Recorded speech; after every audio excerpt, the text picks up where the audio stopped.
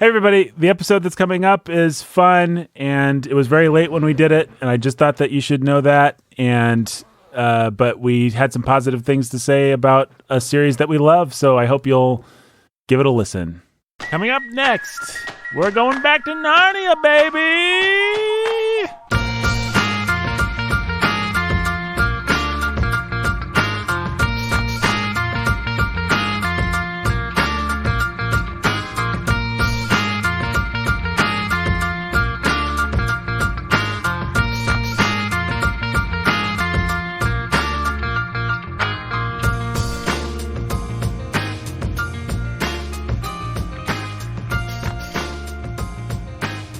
Hey everybody, welcome to the Bookening. This is Nathan Alberson, humble and obedient host, H-O-H, head of household, humble of H-A-O-H. Yeah. All right, fair. Hey-o. Hey-yo. Hey-o. My name is Nathan. Ayo, ayo, ayo. Ayo. Ayo, that girl looks good. Married man, Jake. You are. He was talking about his wife. He's talking about his wife. Heck yeah, baby. Yeah. My wife also looked good. No diggity. My wife also no looks doubt. They could have said I like that. I like that. I was affirming. Yeah, no diggity. How dare you, sir? Pistols at dawn. Did you say diggity? Like something Pierre would do if somebody said diggity to his wife. Folks, we are in the month of December, and we thought we'd start the month out by giving you a little Christmas surprise. A little Christmas is coming early because Santa got on his sleigh and he delivered from our mouths to your ears. Wow. Delivering from our mouth to your beautiful ears. He is delivering today in this podcast. You know what? I'm going to start over. Hey, everybody. This is Nathan Alberson, your humble and obedient host. That's Jake, the pastor who's a master. I like the no diggity stuff. No, I'm keeping it in. I'm just going to, people can just hear me start over. Okay. Folks, cool. I'd say I start over maybe 30% of the time. Is that about right? It's like revving It's up. more like 80% of the time. No, it's not 80% of the time. It's kind of like 80%. I'm good at what I do, but I have to be You're feeling good it. at what you do, but part of being good at what you do requires restarts. But I never restart in the middle. Like once we get going, we can go. I kind of feel like we need to restart. You want to restart? Yeah, let's restart. Let's restart. Hey, everybody, it's me, Brandon. Welcome to the Bookening.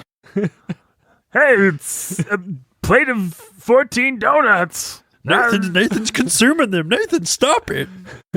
Sorry, Brandon. I didn't need to consume these donuts because I'm so thin. My doctor says I'll die if I don't eat more donuts.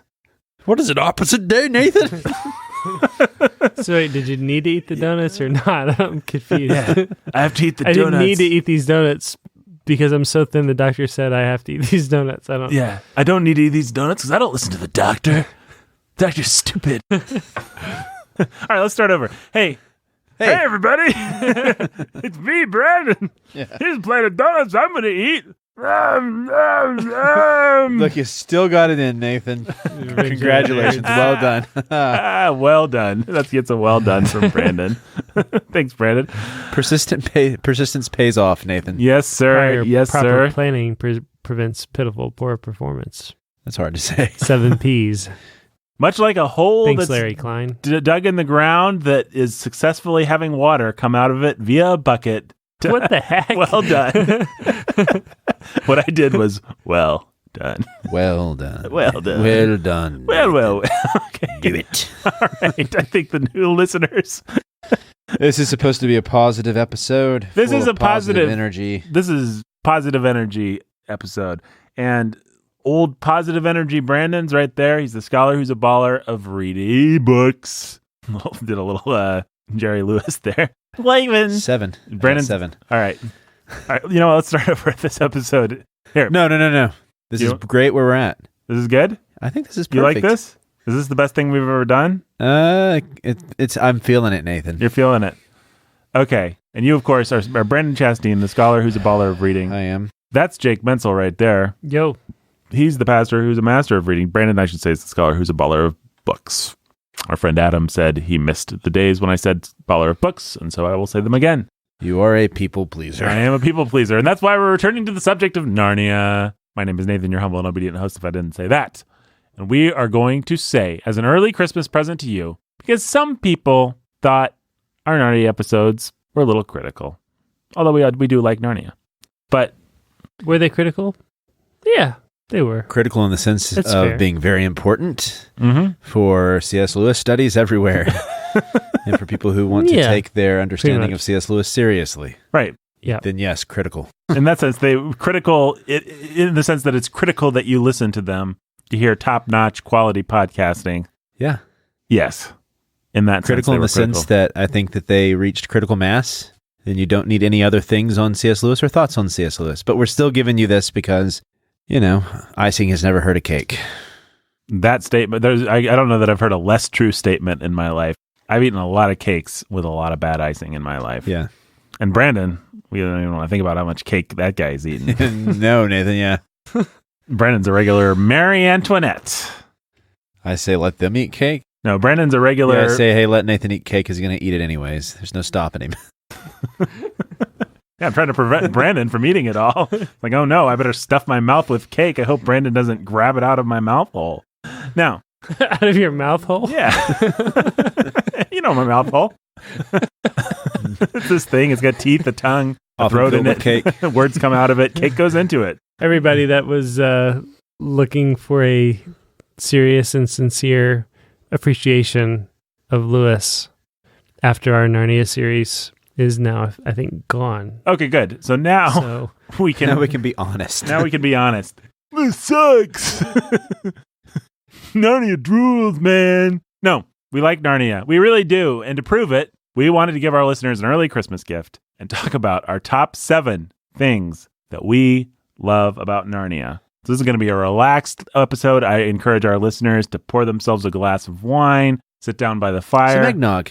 Yeah, some eggnog. Get some eggnog. Put on your slippers. Put on your slippers. Get in your bedrobe. Get in your bedrobe. Sit by the fire. Put plenty of bourbon in your eggnog. Plenty of bourbon. Southern comfort. Yeah, put some Southern comfort in your eggnog. Sit down by the fire. Jack Daniels. Put on your bedrobe, as Brandon calls it. I'm not sure Daniels, that's if I a had word. Money to have Jack What do they Daniels call them? regularly, it would be in my eggnog.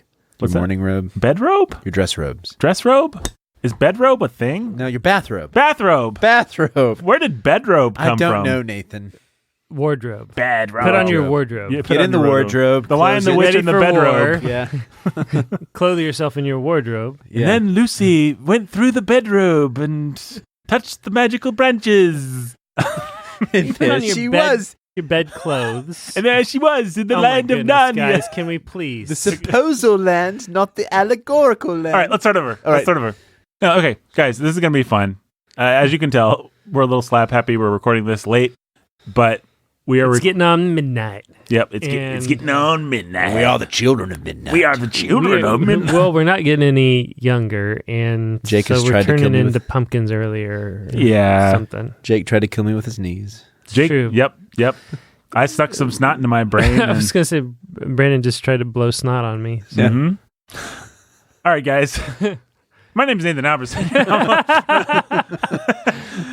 That was a Midnight's Children reference, and if you are listening to this for C.S. Lewis, then we're probably cutting all of this. No. It doesn't matter anyway. No, This we're is all staying in. I this But bet. we just read that book and discussed it last month. And we liked it.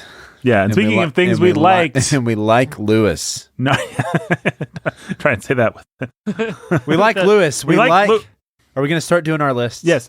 All right, so guys, we're gonna go through 7 things. We've each compiled a list. What is the number 7? Oh, I didn't put them in order. We'll take a second and rank them, my friend. I'm not going to My rank mine. Goodness. No, I refuse. I'm just going to. I like these. I like Lewis so much. There's no ranking these things. Okay, guys, let's talk about the 7 things that we each like about Narnia the most. The top 7 things in honor of our lamppost system, which also contained 7 lampposts, which was probably in honor of Narnia, which contained 7 I books. think it was in honor of Narnia. Yes, Nathan. That's fair to say. Now, what is the number 7th thing, Brandon, that you like about Narnia? It's lack of pederasty defenses. My name is Nathan Albertson. All right. Seriously, one of the things that I loved about the Narnia series is The lack of fetish. What if you tried to lean into that? No. I'm not going to lean into it. Don't worry. Seriously. Such a jerk, man. I know I'm a jerk. I'm sorry, guys. No, you're not. No, I'm not You at would all. change if you were sorry, Yeah, Brandon. I would change if I was sorry. And guess what? If you were an Indian woman, you'd wear a sari. Yeah, I'm not going to change people. And I would wear a sari if for the right price. For the right price. Oh man, this episode is I think he's a great... so far off the rails. It's like the opposite of Anna Karenina. Oh, man. Okay, I'm just going to read what I have. I like his simple style. It's easy to read, and it's fun to read. I like the style. I Okay. think he's a... Style. I think it's wonderful. Yeah. I should have put style down here. He's got a style that's fun to read to children, that's fun to read yourself. It's engaging. It fits the stories. It makes you sound like you're just talking to your grandfather at a fireside. It's great. And that I'm being completely sincere. Mm-hmm. No sarcastic Brandon anymore. I thought that was fantastic. Yeah. It drew me in. I wanted to read when the stories were good. Only in one case did I feel that failed, and it was with Horse and His Boy. Horse and His Boy, and that's because that's where the style kind of disappeared. Mm-hmm. So yeah, that's number 7 for me. I think Lewis properly rated as a great nonfiction essayist kind of stylist in that sense.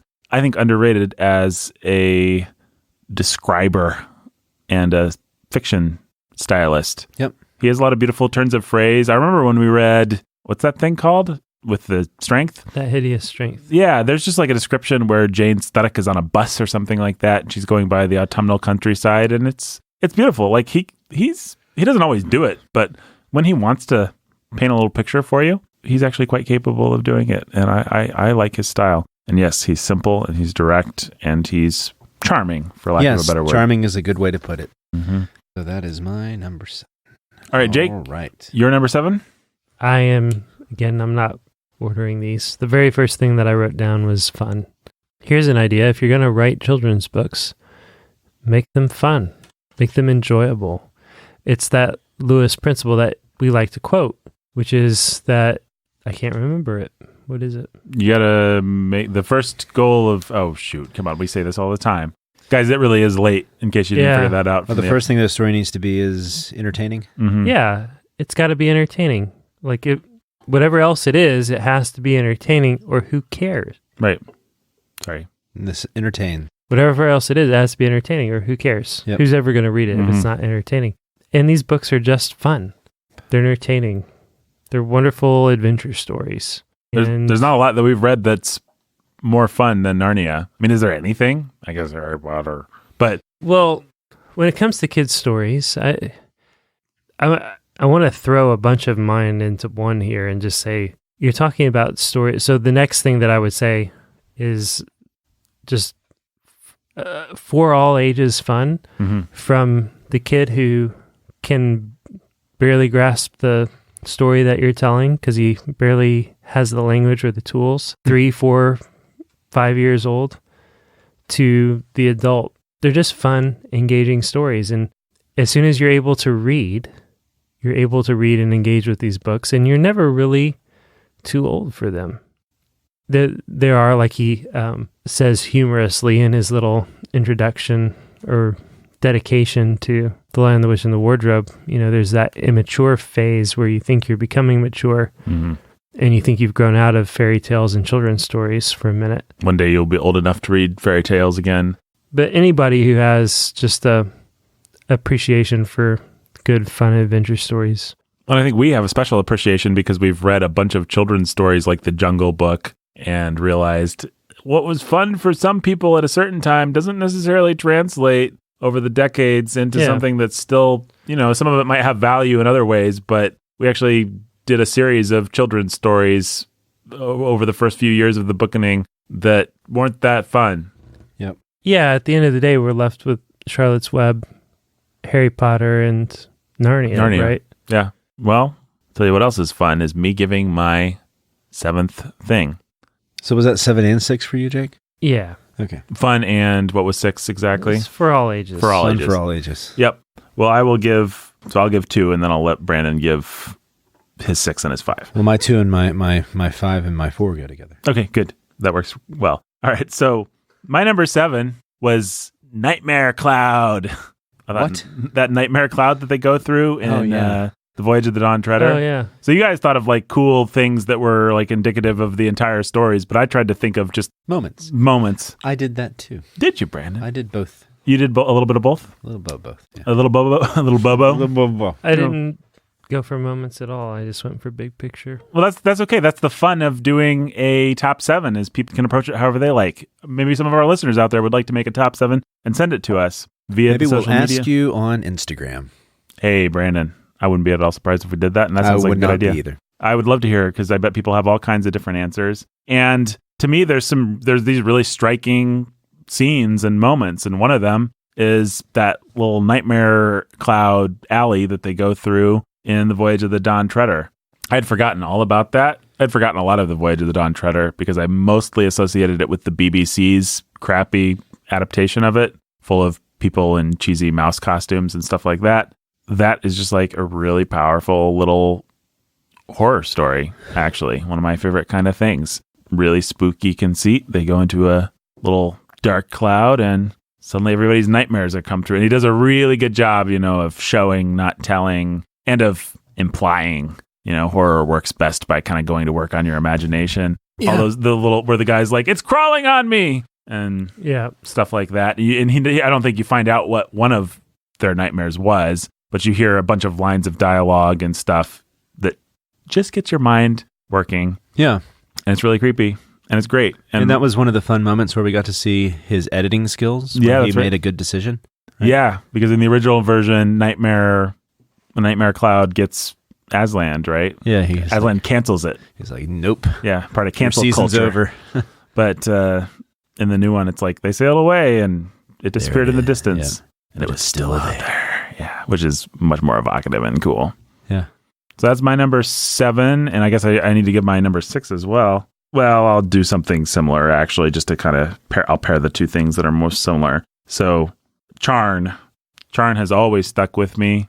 The dying sun of it all, the spooky statues. It's just like you could write your own horror novella or something. And the bell, I've talked about that a billion times. Everything about that is so spooky, so perfect, so evocative, so otherly, so eldritch. Red. So, It's red. It is red. What did I say? Did I not say red? You said eldritch. Snob. No, I just thought he was just adding on. Okay, cool. I just thought it was worth saying that you say Charn and I think red. Yeah, the red too, yeah. because the sun is dying, and just the idea of a post-apocalyptic planet that's like wiped out, nobody's there. Well, this is good because this is actually my 5 is Charn. Really? Yes. So 4 and I said 5 and 4 go together because they have to do with a setting. Mm-hmm. Two worlds that were strong settings for me. For Charn, it was the redness, it was the weirdness, that bell, but it also has to do with this, the uncanniness to it. Yes, that's a good word for it. So I've mentioned the book Paralandra before, and we've made fun of it. But there's a scene in there where there's this, he goes into like this temple. Have you guys seen Pan's Labyrinth? Uh-huh. Yep. Where she goes down into that one where they had the feast table and that weird temple, like, and the guy with the hands. The eye hands. Yeah. But that strange temple that she's in, and I don't know what it is about buildings like that, but when you go into empty temples or empty old cathedrals or empty old palaces. Just the weight of history. People have died and lived and worshipped and ate and But then if you add statues to it, it makes it even stranger, especially if those statues are kind of otherworldly. Yeah, it's really eerie. And so that quality to Charn has always spooked me. Mm-hmm. And I think that's, it's fantastic. And it held up as an adult. It was like, this is still pretty spooky. Yeah, and so for me, that was one of his strengths is these settings. And this one stands out to me. The other one that stands out to me is just evocative. Or is that it? Yeah. So that is my number 5. Then I can also give my number 4. And I forget what the world was called, but it's in the Silver Chair where all the goblins are going back into the underworld. Yeah, I thought about putting that, but with the burning gems. Yeah. And if you go there, you can actually drink the gems. Mm-hmm. And it's these colors that we've never seen, and it's this world, and he's really tempted to go down into it. Is it Rillian? Is that his name? Yeah. Yeah. He wants to go down, but they won't let him. But it's that sense of there being a world that is strange and beautiful and has all these elements to it, kind of like a Spirited Away movie. Mm-hmm. And it's weird and it's different from our world, and it would be exciting to go and see it, and yet Lewis doesn't let you see it. Yeah.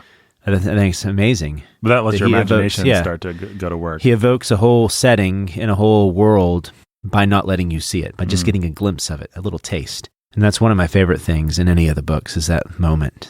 Yeah, I mean, we always say this, but the statues in the Lord of the Rings movie and the Fallen Jedi in Rogue One, but you can do that same kind of work of just making you imagine a whole history and feel the weight of it. But Lewis is good at that. He's got a strong sense of theatrical setting. It's what people love about The Lion, the Witch, and the Wardrobe, the Snow World. And he makes you feel like you're actually there. And where it's weakest is like in The Horse and His Boy, where it just feels like there's not much to the setting. It's too lightly sketched. It's too lightly sketched. And that's not what... And when Lewis is...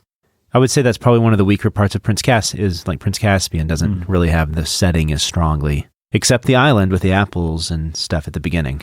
But he really knows how to make that otherworldliness to this fantasy that he's building for you. Right. Well, he can especially do British style otherworldliness. He can take things that he's familiar with, like snow, and make them big and magical and mysterious. Even the space between two houses. Yeah. Oh, yeah. That's great. And Magician's Nephew.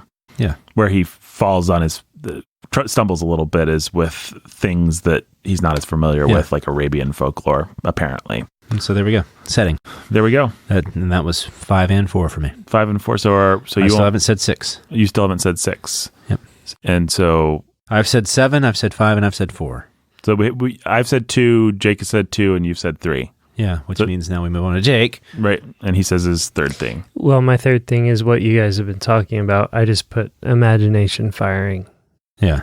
And you gave 2 specific settings, then you went on to talk about all the different ways that Lewis can fire your imagination. And that's also what your setting did too. And the whole of it, in each of the books, he finds ways to fire the imagination. And I couldn't pick, a scene or a thing.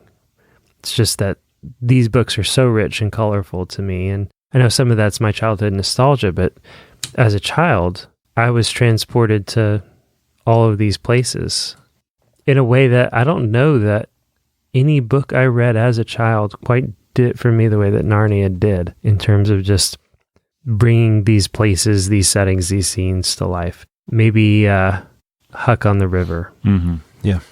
But outside of that. Well, Huck on the River is similar in that after you read Huck Finn, you can never drive past a river and not think about it. And C.S. Lewis, he's seized every wardrobe that in my brain, if I walk past a big wardrobe, C.S. Lewis tells me how to think about it.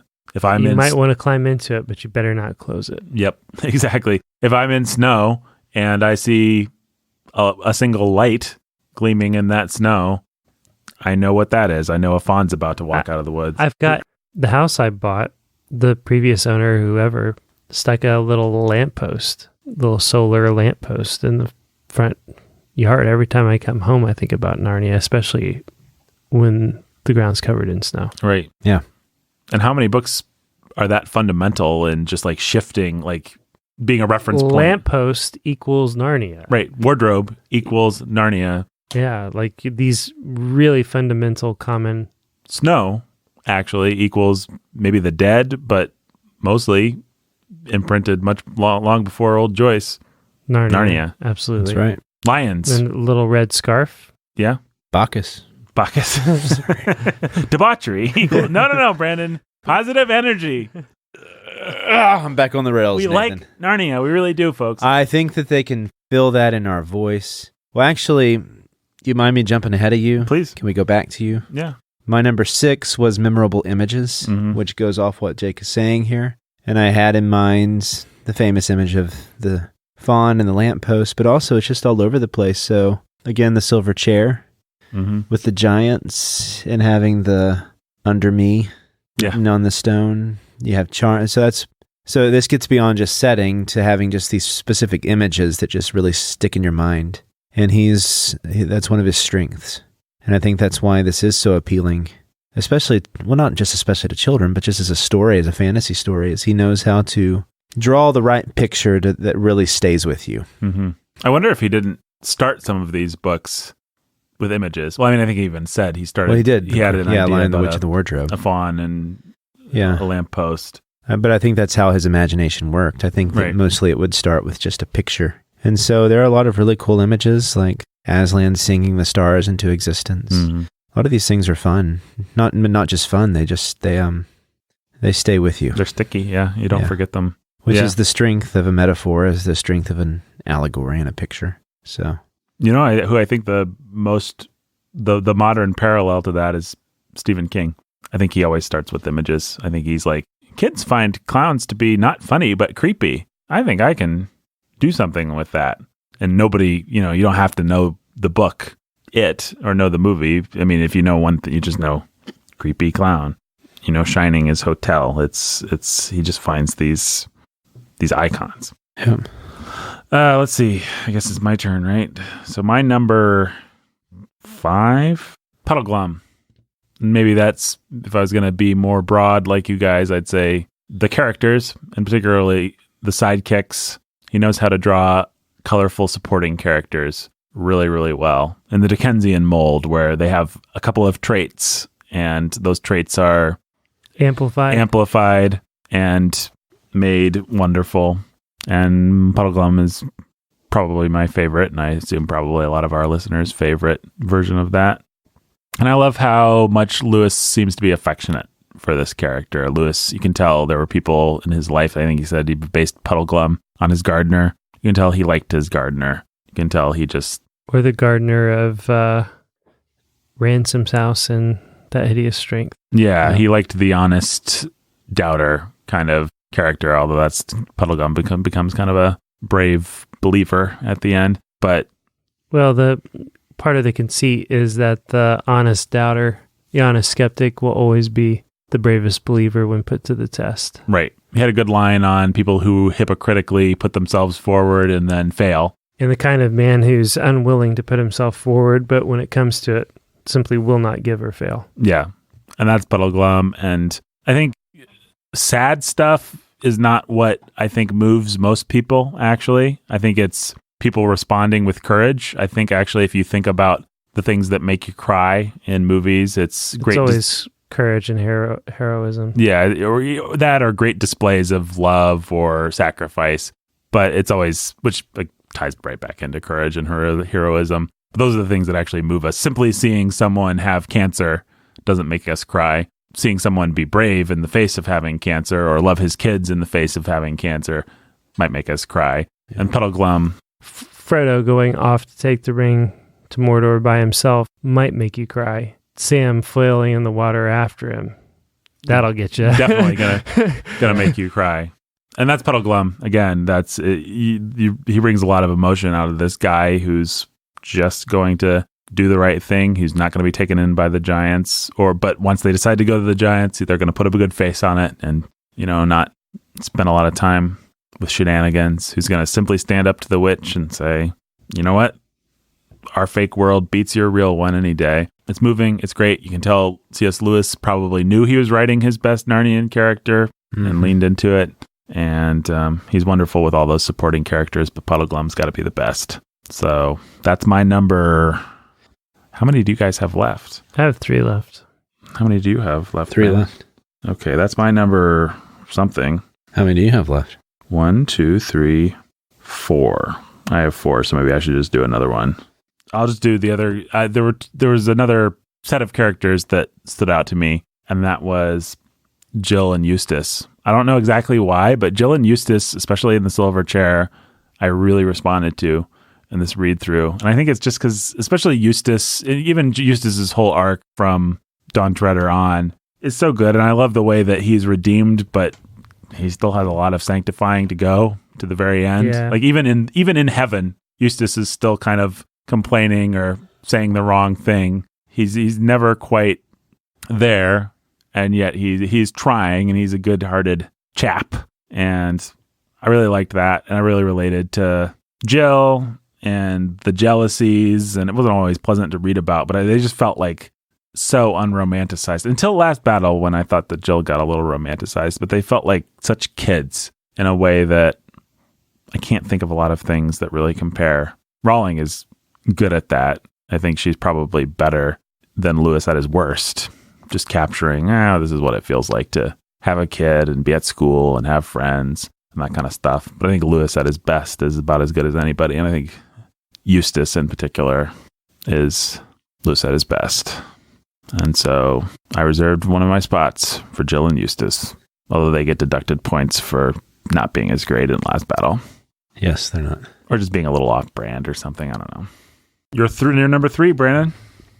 My number 3 is that even though they can get overplayed, and especially with the he's not a tame lion, that there are those nice little C.S. Lewis quips that are very memorable.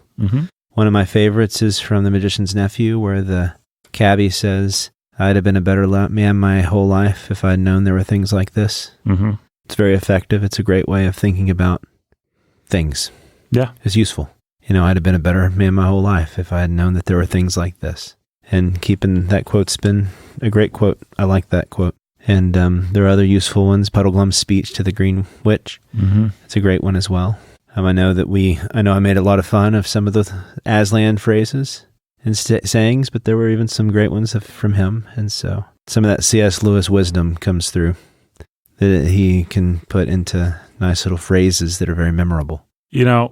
I have to admit, I'll just go ahead and give my third one. I wrote Not a Tame Lion. Yeah. And I wish I had the wherewithal to just write quips, because that would be maybe a better answer. Brandon's a smarter guy than I am. But, as dumb and overplayed, and as much as I've seen it in a million Facebook posts and tweets and Instagram things and stuff, Not a Tame Lion sticks with you. And there's an essential truth about God in it that I don't think C.S. Lewis understood half the time, but I certainly do think about it all the time. Yeah. And it certainly is a helpful thing to remember. God is not controlled or predictable or what I want him to be. He's God. He's other. He's powerful. He's wrathful against. That's all contained in he's not a tame lion. So what could I do other but to write it down as one of my things? There you go. So we agree. We agree. Great minds think alike. Jake? Nathan says, not a tame lion. Brandon says, quips. And I said, metaphors. There you go. Metaphors for sin and virtue and temptation, but metaphors that stick and that resonate. Or actually I said resonate and stick. A lot of books will have a metaphor for that kind of thing, not a tame lion or the bell and charn or whatever. It'll resonate with you in the moment, but it won't stick with you and become a metaphor for the realities that you face on a day-to-day basis for the rest of your life. But there are lots and lots of those types of things throughout any of these books that are powerful enough in the way that they resonate with you that they can stick with you for life. The way that Not a Tame Lion sticks. The way that the Bell and Charn is stuck with Nathan in particular. The way that Turkish Delight sticks. Yeah. The way that Eustace's dragon scales stick. Or whatever it is. There are so many things throughout this book, or these books, that are just good metaphors for sin, virtue, temptation, that there's a reason people keep coming back to these books, and it's because there was that one metaphor, there was that one thing that really stuck, that really hit home and held them captive for the rest of their lives and helped explain something about life to them, and they've used it as a grid ever since. So yeah, that's one of mine. Yeah. I was talking to none other than a young lad, one Peter Menzel, and he took it upon himself not too long ago to approach me and say, Voyage of the Dawn Treader is the best one. He hasn't read them all yet. Well, apparently he's read Voyage of the Dawn Treader. Yeah. And he knows it's the best one. I think he might be keying off of his old man here a little bit, which is what I told him. I was like, I said, you just think that because your dad thinks it. And he said, no, it's the best. And I said, okay, what's so great about it? And he said, they go to a bunch of cool places and have cool adventure. And I'm like, okay. I did not actually, in the real conversation, I'm exaggerating a little bit, I did not try and snatch his joy. But good. I'm glad. I said, okay, what's your favorite part? And he said, what one I think would actually expect he would say, which was the dragon part. Yep. And I don't know why I thought of that. I guess because it's a great metaphor. It's a great metaphor. And it sticks with everyone, even children. Yeah. Because it's a useful way of thinking about sin. Everything from the ring being caught around his arm and burning to the way it turns him into the monster, the way that actually nobody can bring him back to his true self except for the lion cutting him deep down. Right. Well, I didn't talk to Peter about this, but he's 11, right? Yeah. And so he's just at the age where he's sort of becoming sentient and aware of his own sin and stuff. I mean, why wouldn't he love the dragon metaphor? It's such a helpful metaphor for sin. Brennan, the number 2 thing. There's only one thing that you think is better, because actually we have been going in order of importance. Oh, yeah. So this is the thing that Brandon thinks is the second most important thing about Narnia. One of the things that I loved about these books was his way, and I think it comes, we talked about how we think it comes from him actually having fought in World War I. Mm-hmm.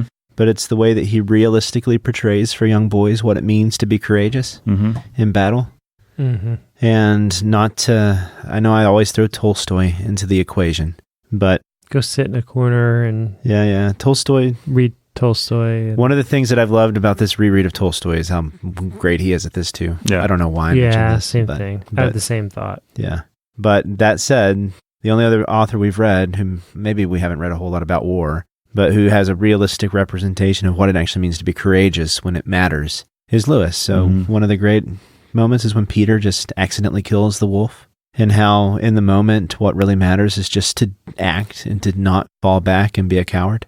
But often courage is just choosing to stand your ground, and it doesn't have to do with being an amazing warrior or anything, right? It just Peter Wolfsbane, the story of how Peter slayed the wolf and saved his sisters, that went down through the ages, is the story of how the boy ran towards battle and the wolf accidentally howled and fell on the sword. Yeah.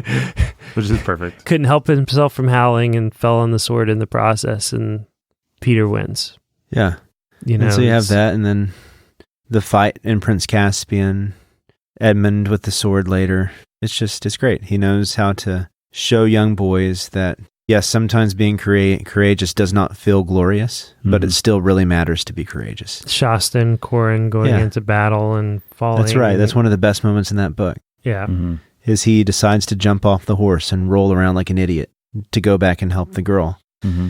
And what's great about... Well, that wasn't the thought that I had, but that is the best moment of the book. Yeah. Yeah. When Shasta goes around back to fight the lion. Yeah. I think all those battle scenes, I will go ahead and chime in on this. I wrote down the violence, is what I have in my note here. And I meant the same thing that Brandon's talking about, which is, I think he's so good at, you have like anti-war novels where the glory is so drained out of it. And it's just, we just talked about one last week, Midnight's Children. The whole war section is just about showing you how horrific and senseless war is.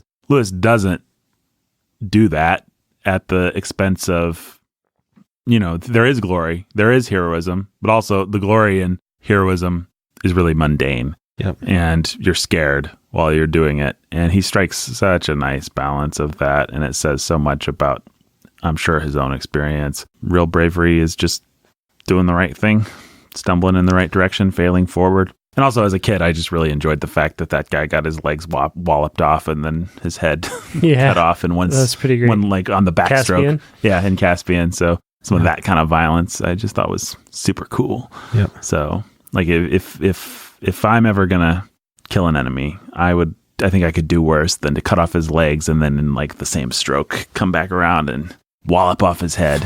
Yeah, and what a cool word, wallop. Yeah. Nothing like walloping off an enemy's head. I like to wallop off some heads. Yeah. Who doesn't? So there we go. Again, on the same page there, Nathan. Yeah, great minds think alike. Fools seldom differ.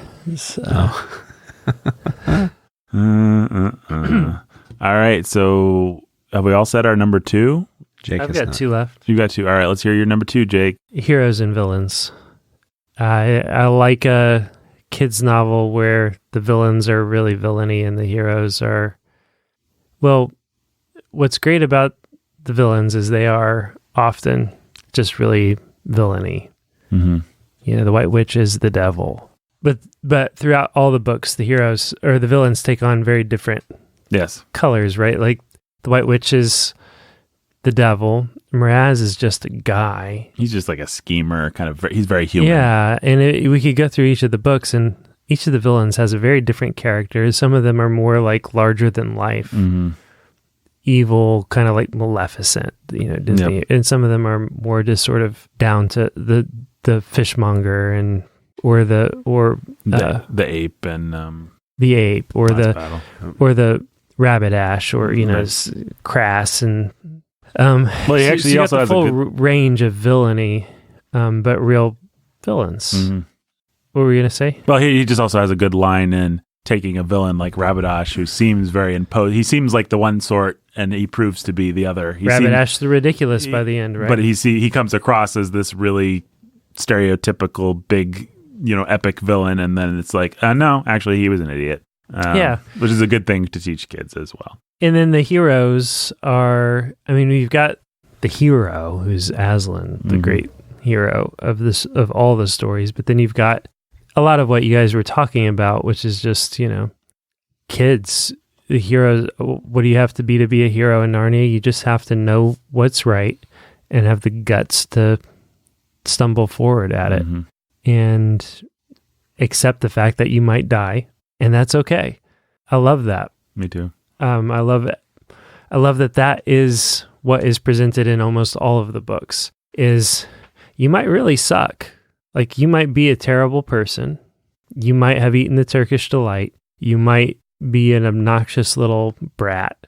But if you have repented of your sin, all you got to do is know the right thing to do and have just enough guts to stumble forward into it. And that's okay. That's good enough. That works.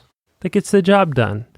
And it's ugly and it's not clean but it is heroic still in its own sense. He doesn't rob it of the sense of heroism. He just brings it down to earth and makes it something that, you know, a 9, 10, 11-year-old boy or girl could imagine themselves doing. Right. I could take this step, actually. This wouldn't actually be so bad. And actually, it wouldn't be the worst thing if the wolf got me when I ran to save my sister, because it was the right thing to do. Right. And God is in his heaven, and sometimes God makes sure the wolf howls and falls right where your sword is. Right. You know, I love that. Just the heroes and the villains. And I'm going to just let that dovetail into my number one, which I think sort of. Well, can I just say one thing about that before you do? Yeah. What I love in particular is the way that there's really not a pure Aragorn, I wouldn't say, in any of these books. He manages to like find the Samwise inside everyone, every Aragorn. So even when you meet the Rillians and what's the name of the guy in Last Battle, the king guy? Trillion, the Trillians, the Rillians, the Gazillions. It's like Tyrion. Tyrion. They're gonna mess up. You know, Tyrion kills those guys that he shouldn't because he's just mad. They're going to do dumb things. They're going to be scared. It's like you never meet anyone in any strata of life with any amount of training who isn't, you know, some people are more skilled or more brave or more, yeah, exactly. I guess Reepicheep is the one. Reepicheep and Aslan. You got to be an animal, basically. Right. But Reepicheep's also like everybody's stifling laughter because he's a mouse. Pipsqueak. He's kind of ridiculous. Yeah. So, yeah, I just love the fact that all the heroes, even the most traditionally heroic heroes, are people who are just doing the right thing in the face of whatever comes. It's great. Yeah, so that leads into my final one, and that's that these books are just straight up ennobling. And they celebrate virtue. They make it really simple and mundane and prosaic to just be virtuous and to have courage. They arm you in their own ways against temptation. They're fun, they're engaging, and they have good heroes, they have good villains. They're imaginative. I don't know how many kids' books bring all of that together. They're not I mean, for as fun as the Harry Potter books are, and they're fun and they're engaging, and they are ennobling in their own way, the virtues that Rowling has in her box of virtues that she's able to, they're really limited. They're pretty paltry at the end of the day. Mm-hmm. But Lewis is playing with a much more full deck of virtue across the board. Very few writers, especially children's writers, are doing that. And the only person that I can think that really does it better is Tolkien when it comes to that sort of thing, telling that kind of ennobling, but still down to earth and like meat and potatoes, but imaginative adventure story for everybody, for all ages. Like, it's really pretty special for all the faults and all the flaws of the books and the places where they seem to celebrate bacchanals and like whatever else. The critics have said, yeah, but as a kid that sails over your head and doesn't necessarily need to be interpreted, they're not wrong. Because at the end of the day, what Lewis is intent on is the good stuff coming through.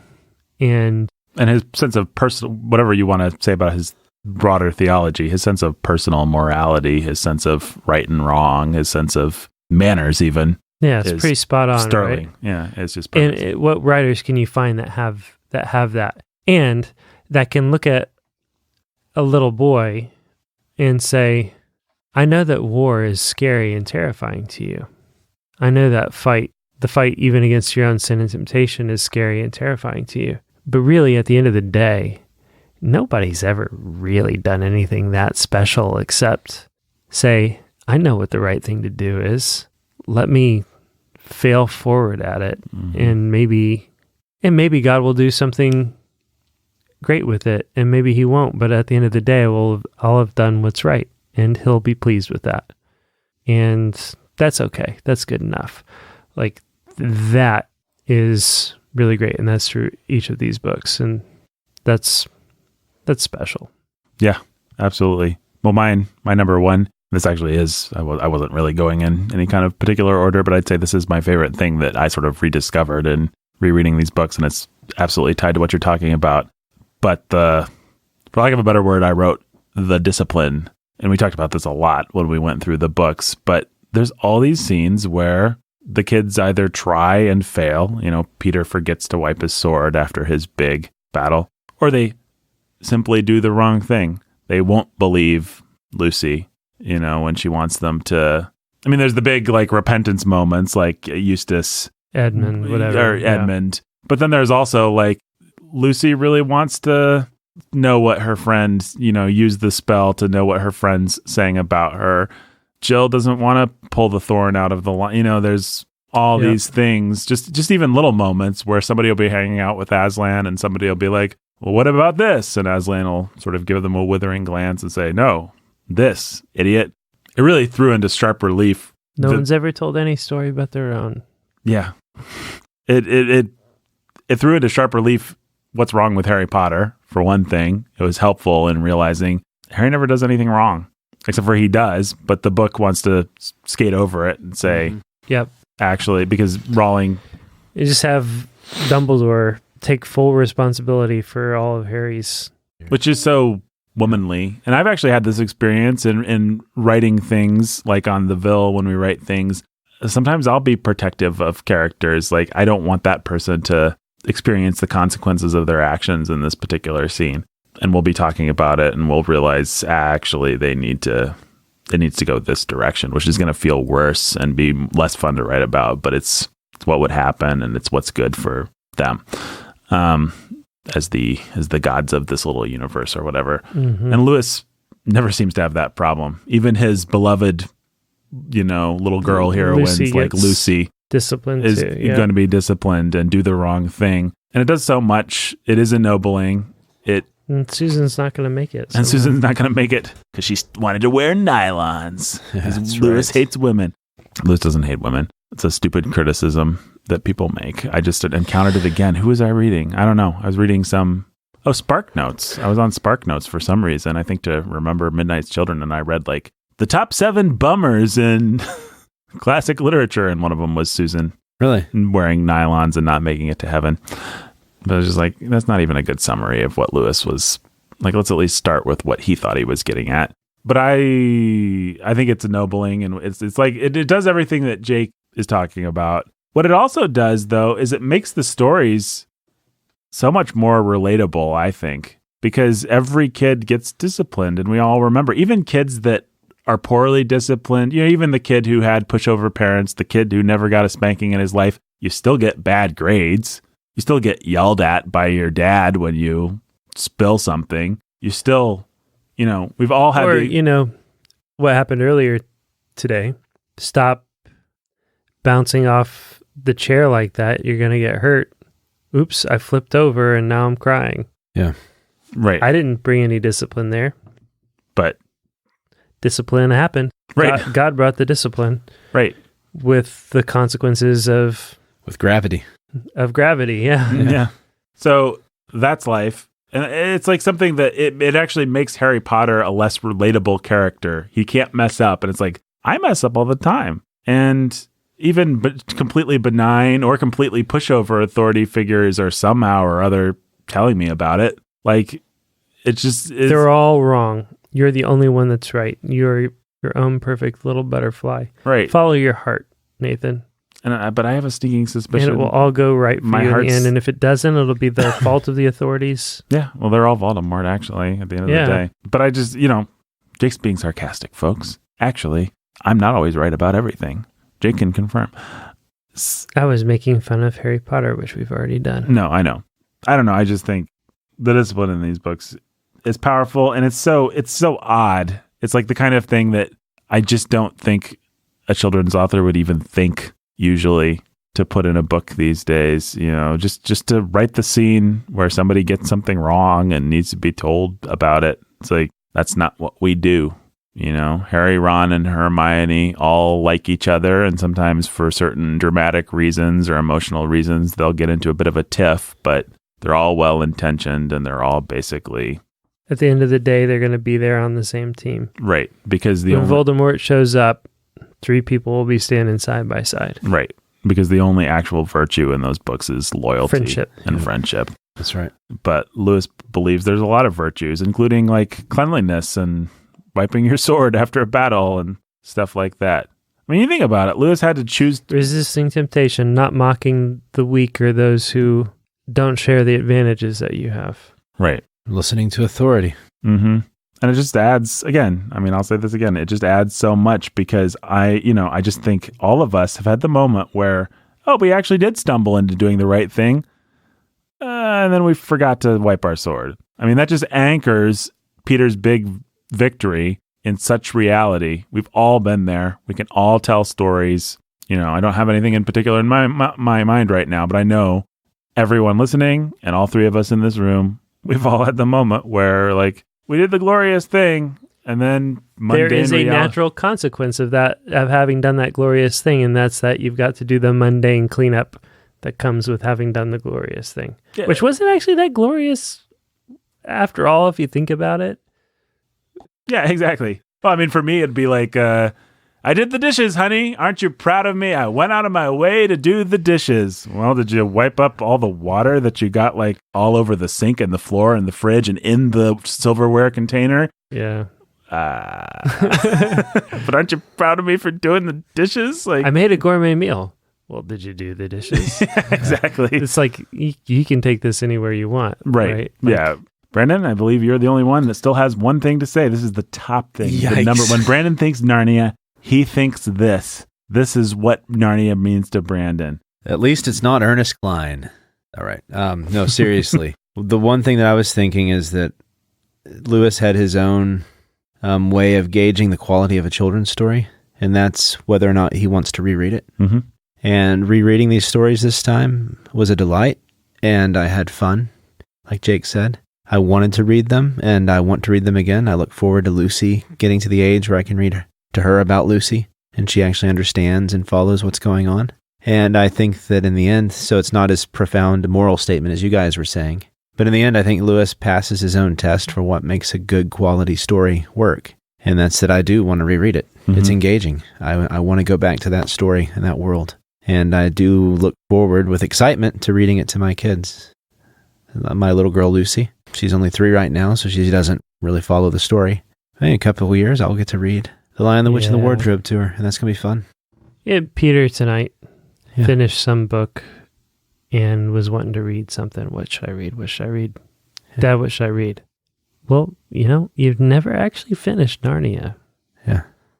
You never read The Silver Chair, and some people would say The Silver Chair is the best of all of them. Really? No, The Dawn Treader is the best. Well, I like The Dawn Treader a lot, but a lot of people think The Silver Chair is the best. Really? Yeah, and you've not read it. All right. Well, that was like, I got home at I picked him up from basketball practice at 5. And by the time I left to come here to record, he'd read the first 100 pages of it. Yeah. There you go. Yeah, so that right there, I think that's telling. That and says that's everything. my number one point about this, is that he writes stories that you want to read and that you want to reread. And so Lewis, he passes his own standard for what makes a good story work. So yeah, coming back to these after maybe 20 years for me of not really engaging with them all that much, not reading them, not thinking about them, it was like, I don't know, it was like walking into your grandma's house and smelling that familiar aroma of bread or pies or something. I don't know what the analogy is, but it was like something very foreign and yet very comforting and very familiar. And so, starting off this ending thing saying at least he's not Ernest Cline, it was kind of a joke, kind of not, because I never want to read Ernest Cline again. Right. And I could care less if Ernest Cline had ever existed in the first place. But my world is, I like the fact that Lewis existed. I like the fact that Narnia exists. All our worlds are all better. Richer was the word I was going to use. Mm-hmm. All Lewis. our worlds are richer for these books. Yeah, and so despite what people might think because of some of our hard-hitting take on this, I will be visiting Lewis again. I love him for many things. And Narnia is up there near the top of the list. Absolutely. Narnia is right up there at the top of the list. So, yep. He was a genius. I mean, he was... There's no question of that. Yeah. He was a great thinker and a great writer and a great children's author. Yes. It comes to this prose style. You've got like at 20th century prose style, you've got Lewis and White and Hemingway. Yep. And a handful of others that you could argue for any of them in the top 5. Mm-hmm. Yeah, any criticisms that we made of Lewis, people really have to understand those. Like from our point of view, maybe this wasn't always expressed in a way that was understandable to people, but it was like, there's a little crack on Mount Rushmore there, Venus de Milo would probably be better if it had arms. This perfect thing has some things that are not perfect. If you're familiar with this show, you know that we're iconoclasts at heart, each of us. And the fact is... not me. Yeah, especially, me and Brandon are, but definitely not Nathan. He's not iconoclast. I'm the least iconoclast of any of them. Not like that Jake and Brandon. Yeah, Nathan never has. If you give us the vibe that you worship something, we're all busting out our baseball bats. If not our sledgehammers, Biddy.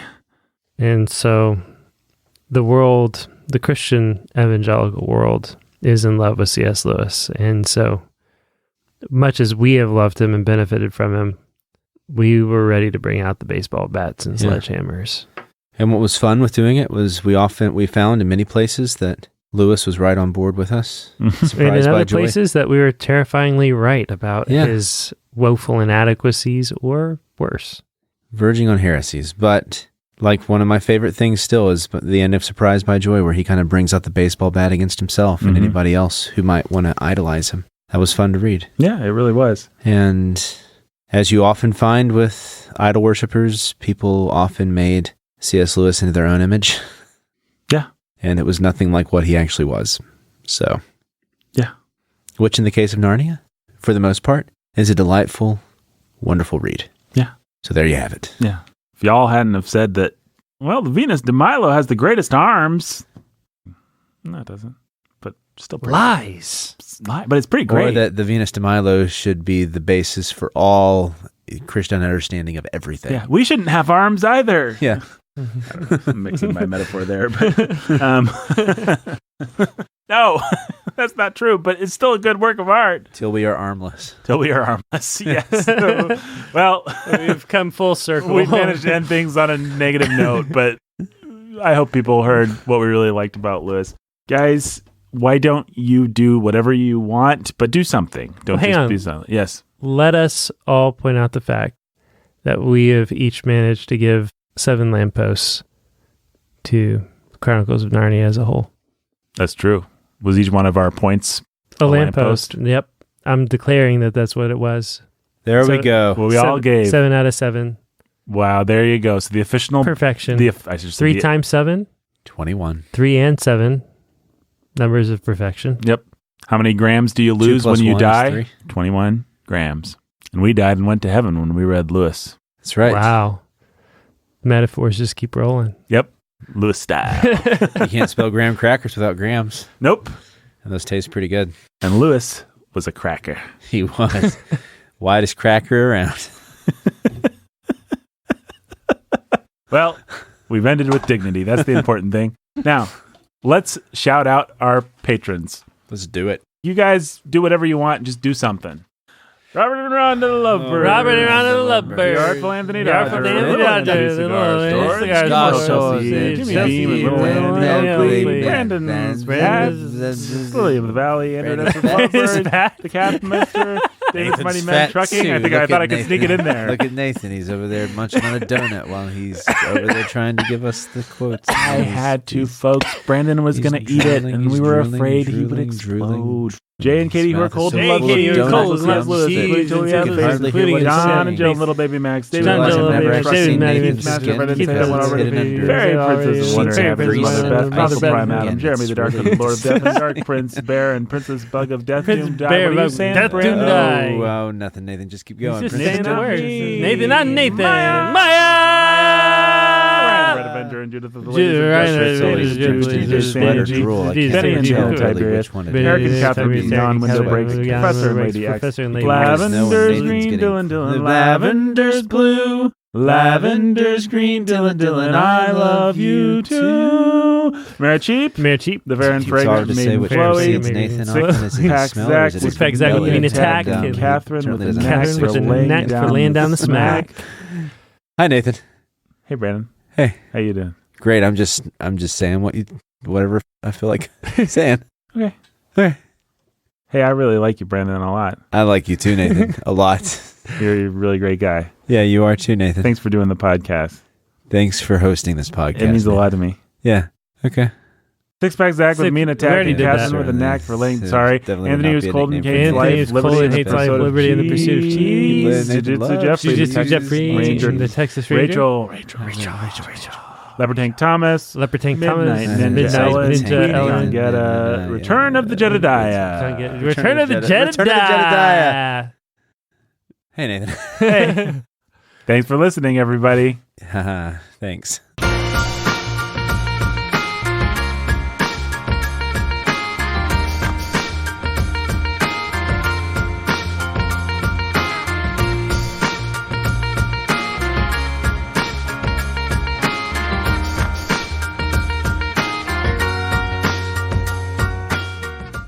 Bookening today, written by, produced by, etc. Go to patreon.com/thebookening.